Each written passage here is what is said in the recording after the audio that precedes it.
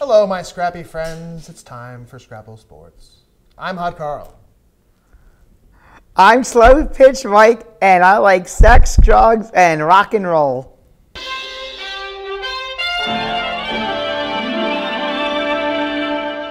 The Dream Team lasted well over 6 quarters before Michael Vick got concussed.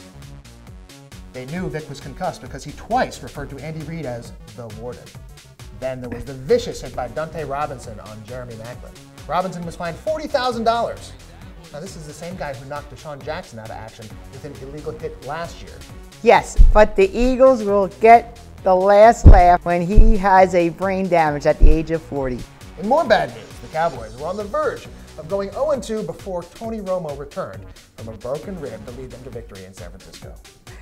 What made that more impressive is that women already have 2 fewer ribs. Wow, that was really good reading. Have you been taking classes? Yeah. Then came Monday Night Football. First, this giant defender hates those people who stand at the back of the end zone. For a touchdown! From the post-game interview, you can tell Giant quarterback Eli Manning was paying too much attention to Brandon Stokely's penis. Good thing we got Brandon Stokely to come in and play some, and he had a small package. All of a sudden his package got a lot bigger in the middle of the game. There were a bunch of Pennsylvanians spotted in Philadelphia this weekend as Temple football hosted Penn State. Temple hasn't beaten Penn State since 1941, when Joe Paterno was only 72. The Owls almost won, but Penn State Athletic Department called Temple at halftime and said Joe Paterno would probably die if Penn State lost the game. After that, Temple took their foot off the gas and the Nittany Lions prevailed 14-10. I think that's the 5th time they've used the Paterno's gonna die trip.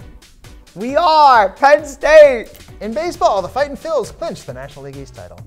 It's their 5th straight flag, so they got about as excited as this guy.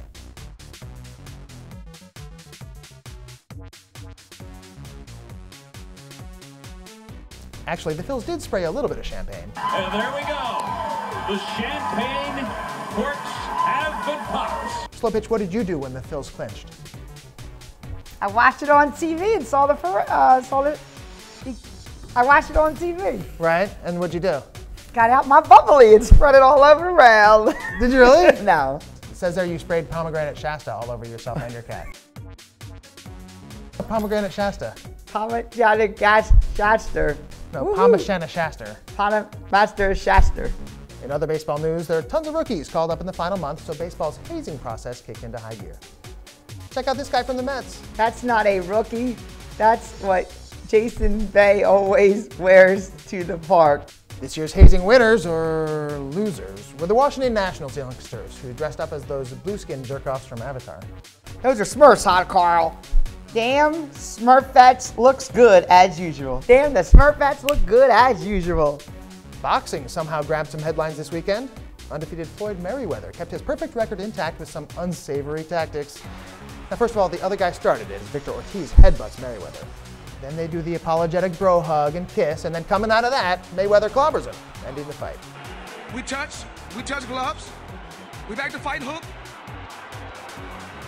Right hand. And that's all she wrote. One of the all-time great cheap shots. SloPitch, what's your favorite cheap shot? 99 bananas.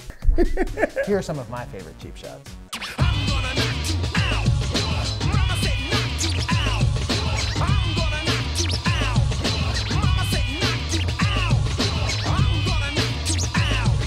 Mama said knock you out. I'm gonna knock you out. Mama said knock you out. I'm gonna knock you out. Mama said knock you out. I'm gonna knock you out. Mama said knock you out. I'm gonna knock you out. Mama said knock you out. I'm gonna knock you out. Mama said knock you out. After the bout, Mayweather was challenged about the underhanded move by HBO's Larry Merchant. You never give me a fair shake. HBO needs to fire you. You don't know shit about boxing. You ain't shit. You're not shit. I wish I was 50 years younger and I'd kick your ass. You should be fired, Hot Carl. You don't know shit about Scrabble. It's not Scrabble, it's Scrapple. Oh, Scrapple. Try it one more time without the hiccups. You should be fired, Hot Carl. You don't know shit about Scrapple sports. Right? If I was 3 feet shorter, I'd kick your ass. I don't think so. Speaking of fights, they know how to do it at South American soccer games. The first problem may be that this guy celebrates like he just won the World Cup.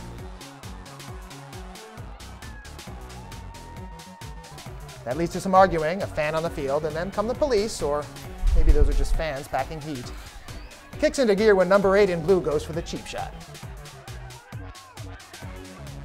He almost makes it to the gate, but when you open the gate to let something out, sometimes you let something in too. And it's on.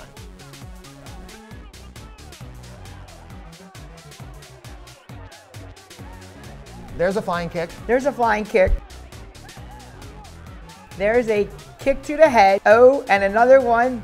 Nice form. I'm glad there are people with guns on the field. Woohoo! If you think that's shocking, you probably haven't seen Shock Fights, which takes mixed martial arts and adds tasers.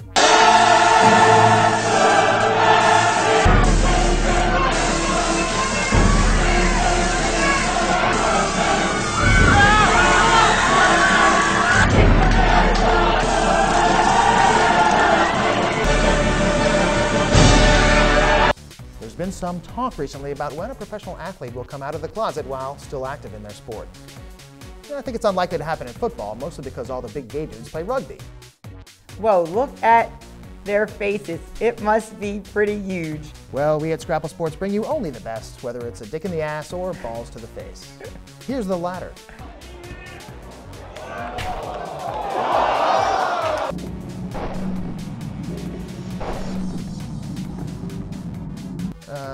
I think that's it. Can you sing? I think that's it. Purple rain, purple rain. You know what I'm saying? Purple rain, purple rain. And that's it for Scrapple Sports. See you next week. Ta-da! Purple rain.